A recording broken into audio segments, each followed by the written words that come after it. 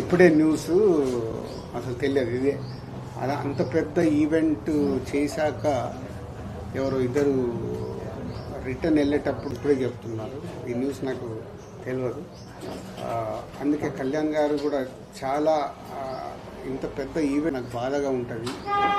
దీన్ని అవాయిడ్ చేయటానికి కూడా కళ్యాణ్ గారు అడిగారు, లేకుండా ఏమన్నా వెళ్ళొచ్చాను.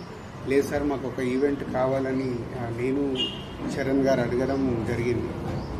సో ఇప్పుడే చెప్తున్నారు. సో వారి ఆత్మకు శాంతి చేకూరాలని, అలాగే ఆ రెండు ఫ్యామిలీలకి నేను సపోర్ట్గా ఉంటూ వాళ్ళకు ఫైనాన్షియల్గా కూడా నేను పంపించి ఒక 5 lakhs ఇమ్మీడియట్లీ పంపిస్తాను. సో ఇదే ఇప్పుడు ఇంత ఆనందంగా ఉందాము అన్న ఇలాంటి అన్ఎక్స్పెక్టెడ్ ఇన్సిడెంట్స్ జరగడం చాలా బాధాకరం.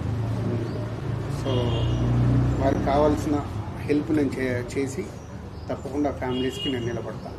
Thank you.